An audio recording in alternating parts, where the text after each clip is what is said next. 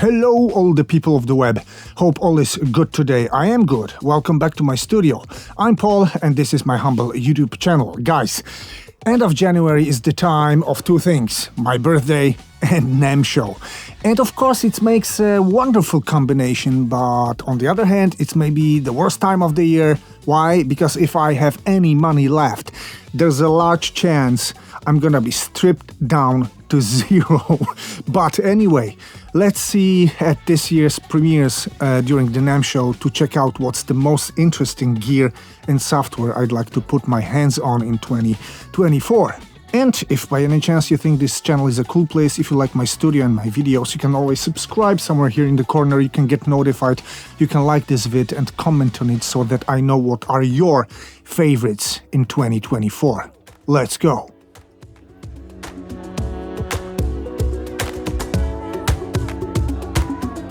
We're ready to go, and guys, just a reminder, please remember, this is a highly subjective selection of new gear, new software premiering during this year's NAMM Show, and these are my very personal preferences, so dig this stuff out yourself to know what suits you best, because for example, there will be no guitar stuff, because I'm not a guitar guy, I'm all about synthesizers. Those of you who know me just realize this already.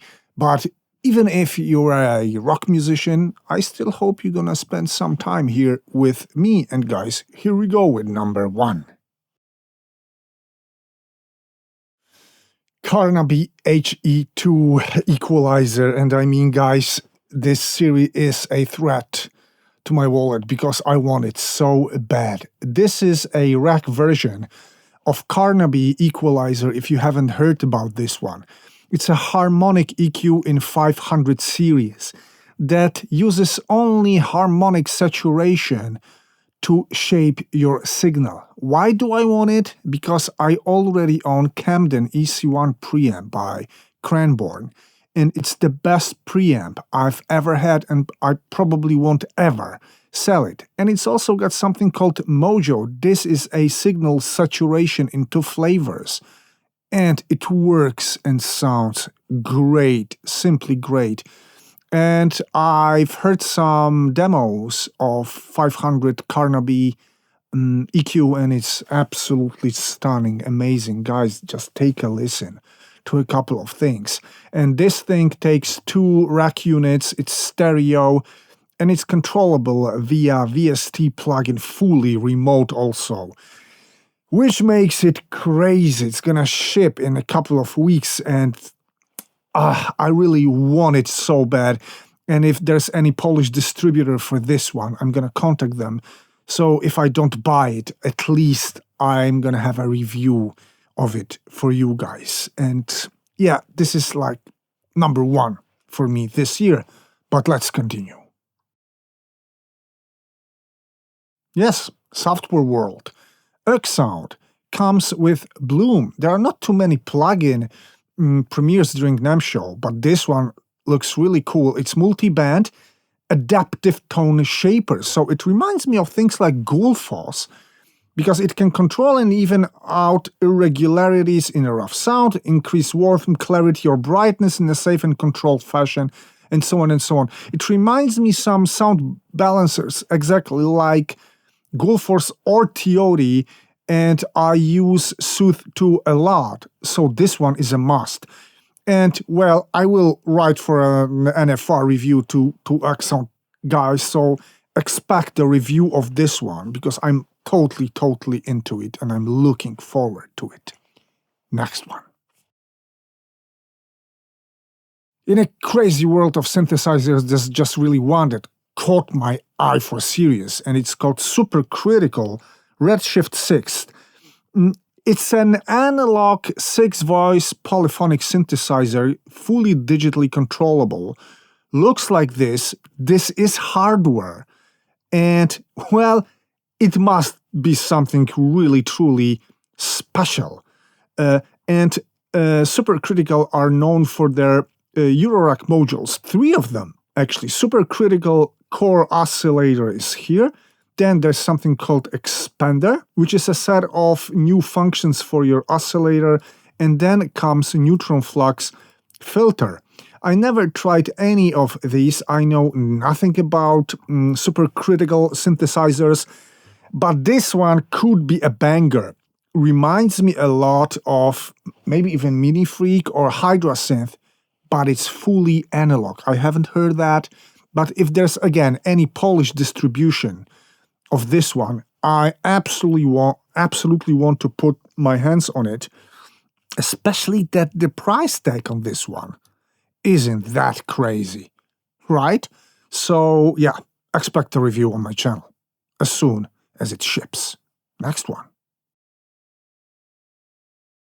And this one might be the weirdest or the most surprising one, because Heritage Audio, known for their recreations of Neve gear, not only Neve gear, but Neve recreations are their main thing, and they are well known for that, famous for that.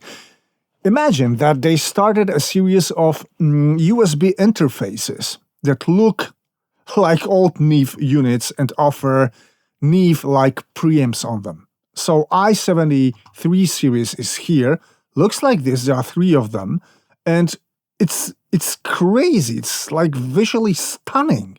It looks like the old Neve started making interfaces, and just for the look of this thing, I would like to give it absolutely a go.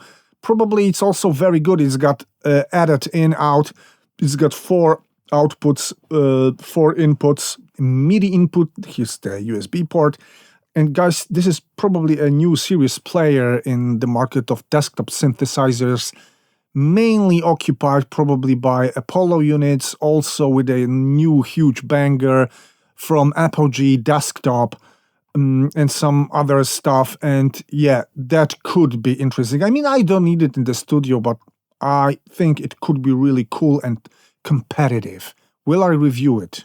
We'll see. It's not like a must for me, but if I have any chance, yeah, I would probably put my hands on it. Next one.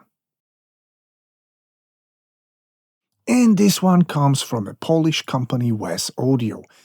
I'm just corresponding with Wes Audio guys concerning their Titan and all the Titan series remote controlled 500 format units.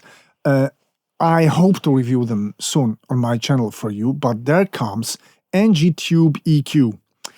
This is a fully passive EQ stereo mastering equalizer, and yes, you can see that right, it reminds us a bit of Massive Passive, right? So yes, it is inspired by Massive Passive design as far as I understand this. And Wes Audio has spot-on quality, and many people say this, and also it's fully digitally controlled remotely via plugin. And this is really absolutely great about Wes Audio plugins. More and more producers of analog gear started thinking and designing their tools using remote control, like the latest Carnaby HE2 that we had in the beginning of the vid, and Wes Audio and also Polish Better Maker, they do it for most of, or even all of their products. They are remotely controlled via plugins, and this is great. And as it is a Polish company, and I'm writing some emails to them, exchanging some thoughts, yes, it is possible that I will put my hands on it, so that my wallet is gonna die. Next one. Another synth on my list. There are many synths out there during NAMM Show, but this is the second one I'd really like to try out. It's KingKorg NEO. It's a virtual analog. KingKorg, I never had it, and I kind of pity that I didn't, because many people told me many times that KingKorg was back then and still is one of the best and missed out, like underestimated virtual analog synthesizers out there. And one day I started listening to some samples online, and I was really like, oh, okay. I used to have Gaia SH1 by Roland. I was never a fan of it, and I sold it very quickly. It sounded like a VST plugin. But as far as I heard so far, this thing is something different. And I would really, really like to put my hands on it. Here's a short demo. I will not play this demo to you maybe right now, but it sounds really, really nice, warm, full. So yes, it surely will be available here in Poland soon. So this review is probably a must on my channel. Next one. There was a test of Kali Audios not so long time ago on my channel. I was testing IN5 and LP6. I finally went for fluid audio, but I have to tell you that Kalis are still really, really very good sounding, very affordable monitors. And they got something called LP-UNF, 4-inch mid-bass driver that goes as low as 50, I think, 54 Hertz, minus 3 decibels. Small desktop monitors with probably huge and very credible sound. So all the home producers out there, take a look at these and give them a go, because maybe I will. I mean, I don't need them, but seriously, I think this could be a bang for a buck. Yes, this is a price for a pair. This is cool. Next one. Recently, I've been thinking about assembling a new 500 series lunchbox on my desk. I finally decided to go for something else. You're gonna see this on the channel very soon, but I'm still considering 500 series for the future. And Harrison presented 3 500 series modules during NAMM Show. And Harrison are really very well known for their mixing consoles that are really famous for their transparent, smooth sound. I haven't ever worked on a Harrison console, but I wish I could just try anything from Harrison. And they got a preamp and also an EQ, 3-band parametric EQ, and a high-pass filter, and then a compressor, which is feed-forward VCA.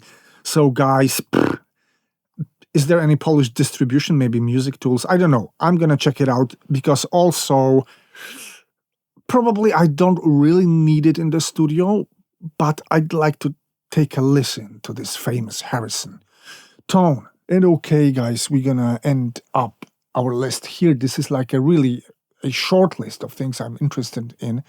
Not to make this video painfully long. Remember, this is all very subjective. And let's sum the things up. Well, 2024 doesn't seem like slowing down at all in terms of new gear and cool premieres. As you could see, mixing, mastering tools, synthesizers, interfaces, monitors and more. Of course, there's generally more over there, and I just didn't take a look, for example, at a new Pocket Yamaha synthesizer, or this new marvelous PS3300 Korg reissue, like the original large PS3300 out there, and more. But guys, let's keep the videos reasonably short, and let's keep our wallets, at least my wallet, a little bit safer, maybe, because it's good to also save some money for later, and maybe even not for audio. What do you say? Yeah, I want you to tell me what you think, so please comment down below and let's have one more discussion. I hope to hear from you very, very soon. Take care. Bye.